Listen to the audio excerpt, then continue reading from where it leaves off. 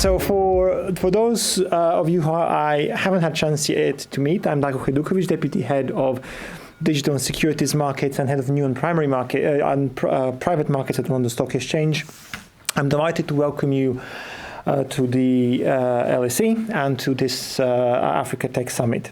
Now, we always say that the core purpose of the London Stock Exchange for the last 300 years has been to be a convener of people and capital, to bring together those who need capital with those who have capital in service of an objective.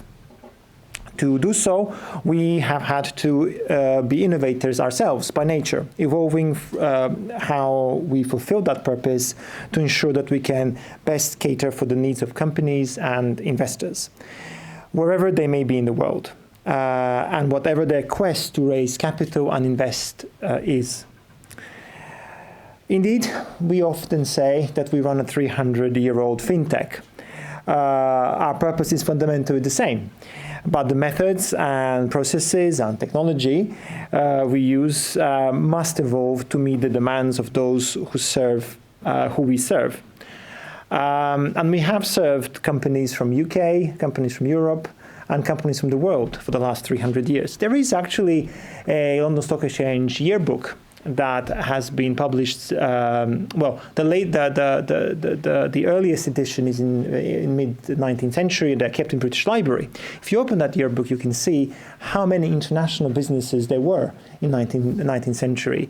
I've actually counted them. Took me a good part of an afternoon once. It was about 40%, and that number hasn't really changed that much today. So that purpose for international companies remains the same. However, we are here today because we believe in the transformative power of technology. We believe in its ability to bridge gaps, create opportunities, and improve lives.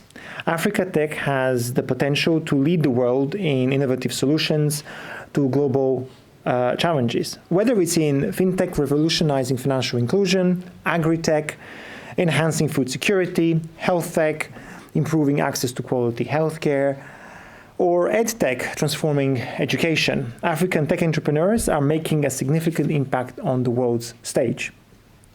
Africa has a special place in my heart. I will never forget my actually first 2-hour long panel in Nigeria, which only had 4 questions from the panelists and about 100 from the audience.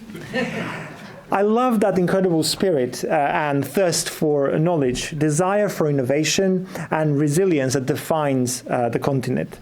Take, for example, M-Pesa, the mobile money service launched in Kenya that has revolutionized financial inclusion by bringing banking services to millions who were previously unbanked. Or Andela, which identifies and develops software developers across the continent, placing them with the top companies globally.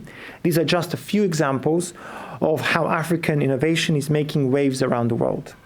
Africa is a land of boundless potential and extraordinary talent, from the bustling tech hubs in Nairobi, Lagos, and Cape Town, to emerging innovation centers in Accra, Kigali, and beyond. African tech enthusiasts are driving change, breaking barriers, and shaping the future. Now, our pragmatic and international outlook means that one of the well-known strengths of our markets is in the international composition of our investor base and the international nature and outlook of the companies and on our markets. We are a market that not only understands an international story well, we excel at it, because we understand that the companies that come from overseas are diverse, rich, and often at the cutting edge in what they do. And we're not afraid of it. We actually want to be a good home for all of them. London International Outlook is what has enabled 115 companies from Africa to list on our markets, where they are valued today at over $90 billion. And despite the geopolitical and macroeconomic winds of recent times, we're seeing that by putting the needs of our companies and investors at the core of what we do, we are continuing to ensure our markets remain reliable and leading capital raising destination. So since 2019, African companies have raised $7 billion on the LSE, which highlights the importance of our markets in supporting companies from the continent. And looking into the future, our conversations with pipeline companies are becoming increasingly active. So I expect the cadence and the activity to grow further as year progresses.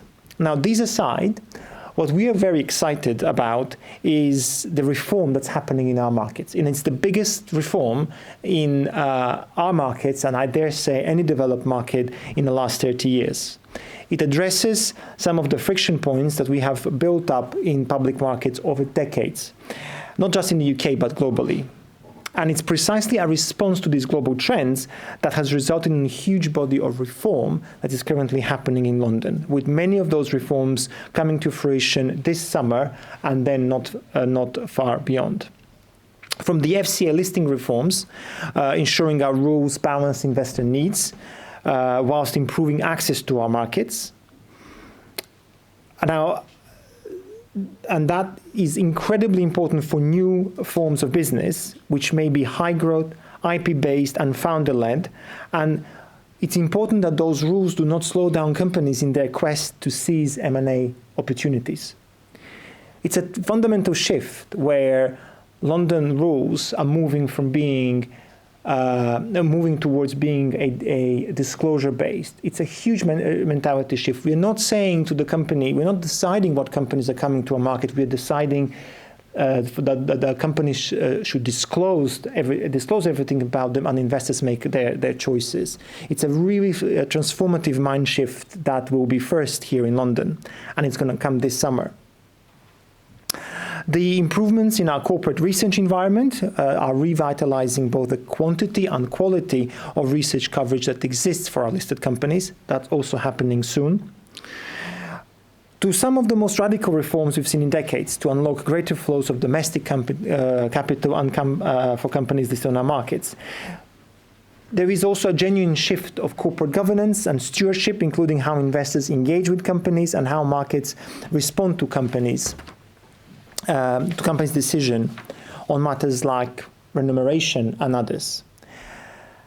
To proactive celebration of entrepreneurship and support for companies across their growth cycle, including to the creation of new market structures that support private companies' ability to raise capital and have liquidity events for their shareholders. I want to just pause here and talk about that for a moment. We actually want to support not just public companies, but private companies. If you remember at the beginning of what I said that our purpose is to bring companies and investors together. And if that is our purpose, that purpose should not be only served in public markets. It should be also served in private markets. So we have done a number of things in that space. One of the most recent that will hopefully be up and running within the next 12 months or so is PISES, which is the Private Intermediate Capital and Securities Exchange System regulation that we are actively involved in building. It's a regulation that will enable private companies to use public market infrastructure to trade their to allow for auctions in their shares, but, and it's a big but, keeping them private. So these companies, we're not asking for these companies to go to a public market or to apply public regulation. We're only enabling our technology to enable them to trade in their shares more efficiently. We have also invested in a company called Flow, which is a streamlined fundraising platform for private companies. And we have a unique technology partnership with Microsoft to jointly develop the next generation of products and services. And you'll be hearing about this a lot over the next couple of years as we roll out new services across digital and other platforms. This all forms a part of the London Stock Exchange and indeed LSEG's strategy to ensure we are playing a role in addressing the needs of companies across the funding continuum, creating the best environment for you to address your liquidity and capital needs, whether you are private or public. All of us at the London Stock Exchange see immense potential in fostering stronger ties between financial markets and African tech ventures. The future of African tech is bright, and global investors are eager to be part of this transformative journey. I always say that running innovative business should and sometimes can be difficult. What it really shouldn't be difficult is getting financing for your ideas. That is what we are here to help, to overcome those challenges when it comes to financing. And in lyrics, one of my favorite modern classical pieces, which is actually borrowed from a Lango prayer, Vaiolo Iamoni, we overcome the wind. So I hope and I wish that you will overcome all the obstacles you have on your journey, and we will be here with you to overcome them together. Thank you very much for being here today. It's a pleasure to host you, and I look forward to talk to you, all of you. Thank you.